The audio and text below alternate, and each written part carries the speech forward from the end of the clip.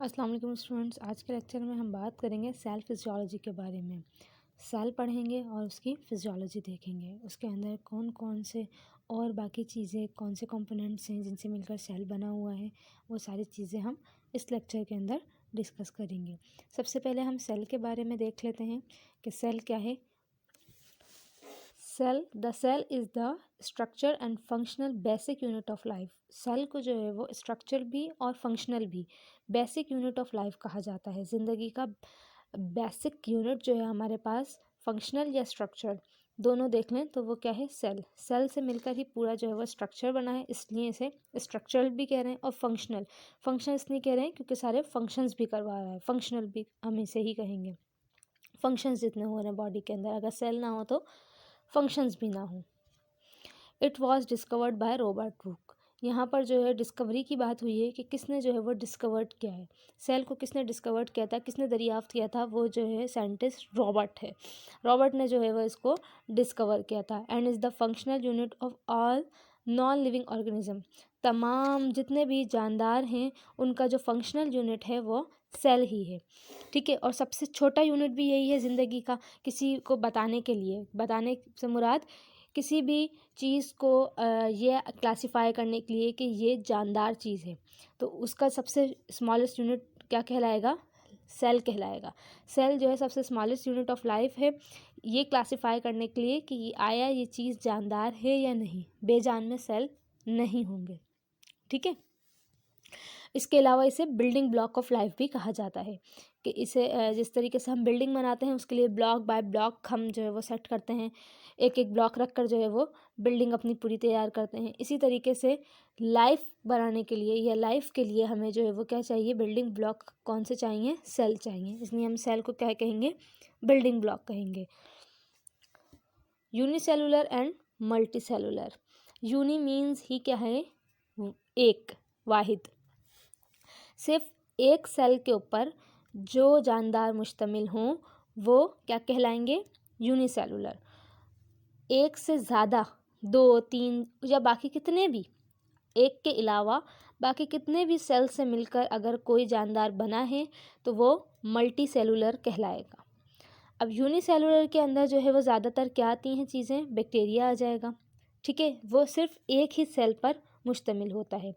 और multi cellular के अंदर अगर हम देखें तो बहुत सारे हमें मिल सकते हैं एग्जाम्पल्स। यूनिसेलुलर के भी बहुत सारे एग्जाम्पल्स हैं, ठीक है। यहाँ बैक्टीरिया बताया है यूनिसेलुलर के लिए, और मल्टी सेलुलर के लिए यहाँ पर एग्जाम्पल दी गई है ह्यूमंस की। हमारी ह्यूमंस में जो है वो 100 ट्रिलियंस ऑफ सेल्स जो हैं वो मौजूद हैं, या इससे भी ज़्यादा हो सकते हैं, ठीक है। ये एक जो है वो एवरेज दिया हुआ है कि 100 ट्रिलियंस ऑफ सेल्स से मिलकर जो है वो हमारी बॉडी बनी है। तो हम जो है वो मल्टी सेलुलर कहलाएंगे। जो जानदार एक ही सेल के ऊपर मुश्तमिल हैं, उनकी ज़िंदगी एक ही सेल के ऊपर है, वो यूनिसेलुलर कहलाएंगे। आम आँख से दिखाई भी नहीं देंगे, क्यों, क्योंकि एक सेल जो है हमें ऐसे ही अपनी नेकेड आइज से दिखाई नहीं देता जब तक जो है हमें माइक्रोस्कोप ना दी जाए। माइक्रोस्कोप के अंदर रखकर जो है वो हम उसे देखते हैं। तो जो जानदार एक सेल के ऊपर मुश्तमिल हैं, जाहिर सी बात है वो हमें अपनी आँखों से दिखाई नहीं देंगे, उनके लिए हमें माइक्रोस्कोप चाहिए होगी।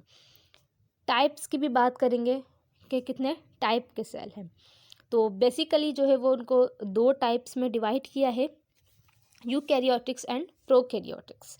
प्रोकैरियोट्स वो वाले सेल्स हैं, वो सेल हैं जिनके अंदर न्यूक्लियस जो है वो विदाउट न्यूक्लियर मेम्ब्रेन होता है। न्यूक्लियस है सेल के अंदर जो है वो हमारे पास न्यूक्लियस होता है, वो न्यूक्लियस जो है वो विदाउट मेम्ब्रेन है। किसके अंदर, प्रोकैरियोट्स में। जो प्रोकैरियोटिक सेल्स हैं उनके अंदर जो न्यूक्लियस है वो विदाउट न्यूक्लियर मेम्ब्रेन है, जैसे कि बैक्टीरिया हो गया या ब्लू ग्रीन एल्जाई वगैरह हो गए। इसके अलावा यूकैरियोटिक सेल्स जो होते हैं वो वाले सेल्स होते हैं जिनका न्यूक्लियस वेल ऑर्गेनाइज्ड होता है। वेल ऑर्गेनाइज्ड से मुराद अच्छा सा बना हुआ मेम्ब्रेन के साथ, उनके ऊपर न्यूक्लियर मेम्ब्रेन भी मौजूद होगी। जबकि प्रोकैरियोट्स में क्या है कि न्यूक्लियस के ऊपर न्यूक्लियर मेम्ब्रेन नहीं होती, जो न्यूक्लियर मटेरियल है वो विदाउट न्यूक्लियर मेम्ब्रेन होता है। जबकि जो वेल ऑर्गेनाइज न्यूक्लियस है उसके ऊपर जो है वो न्यूक्लियर मेम्ब्रेन मौजूद होगी, वो यूकैरियोटिक सेल्स कहलाएंगे।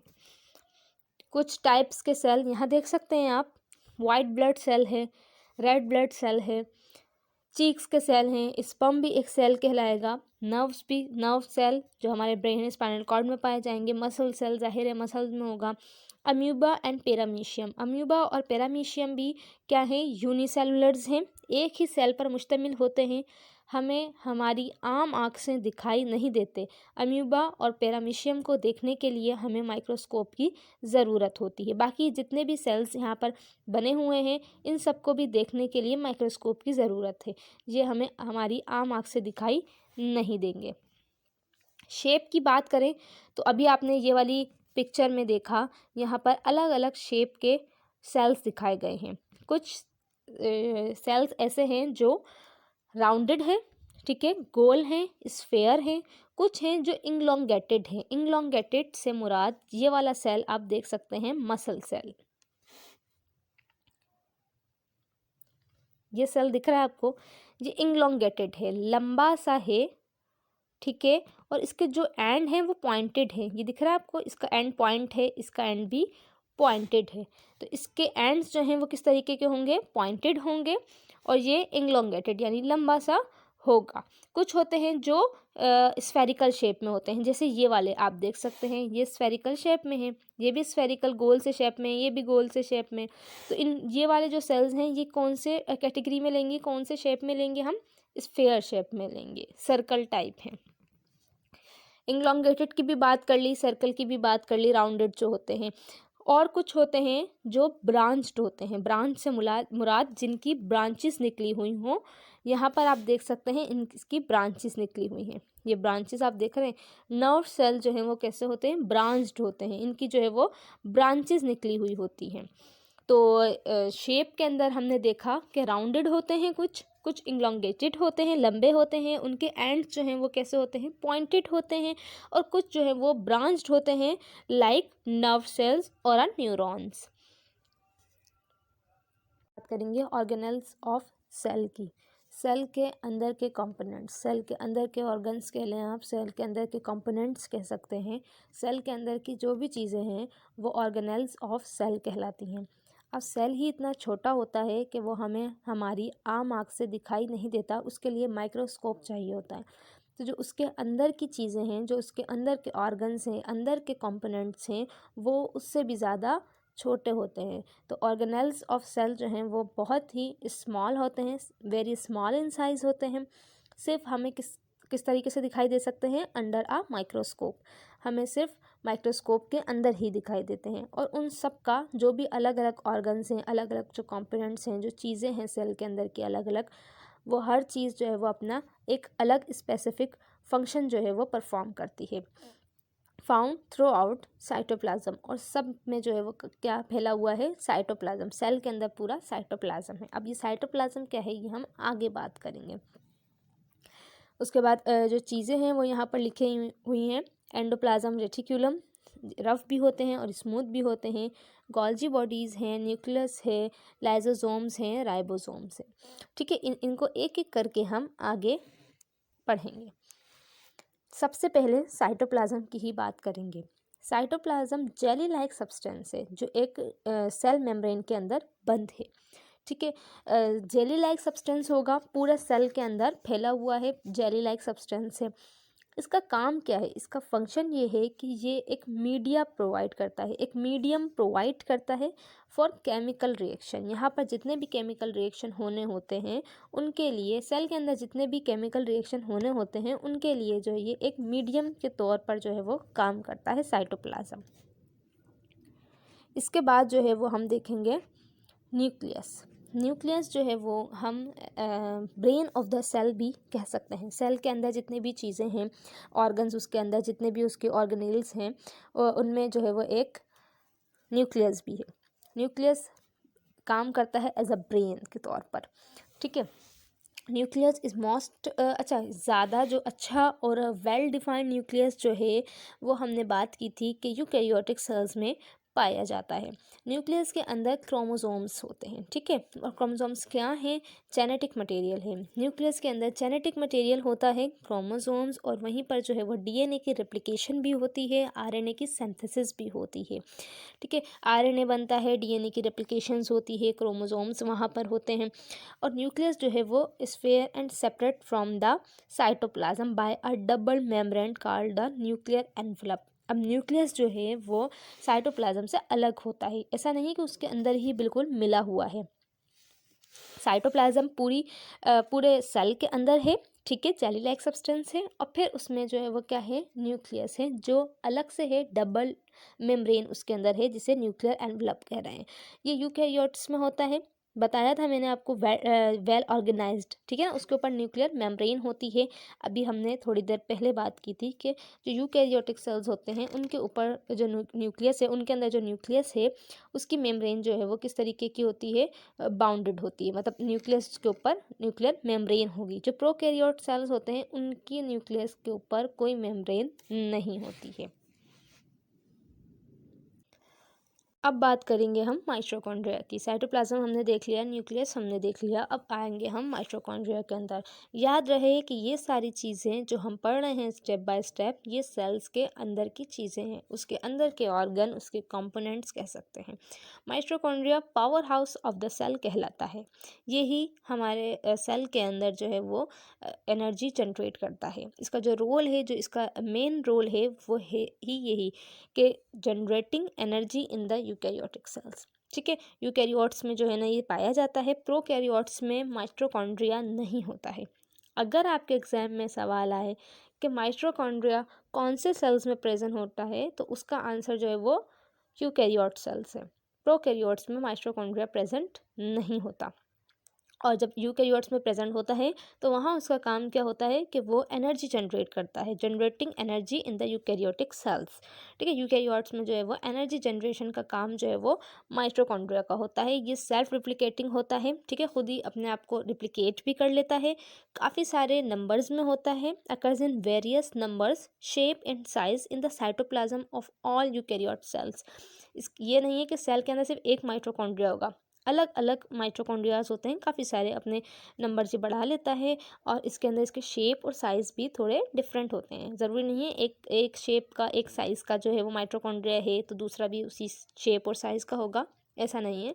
इनके नंबर्स और साइज़ जो हैं वो वेरियस होते हैं, वेरी करते हैं, ठीक है। साइटोप्लाज्म के अंदर होता है, साइटोप्लाज्म के अंदर ये सारी चीज़ें हैं ना, साइटोप्लाज्म पूरे सेल के अंदर जो है वो फैला हुआ है, और फिर उसके बाकी ऑर्गन्स उसके अंदर हैं, ठीक है। माइटोकॉन्ड्रिया की बात कर ली हमने, इसकी शेप भी देख लेते हैं। इस तरह की शेप जो है वो माइटोकॉन्ड्रिया की दिखाई देती है।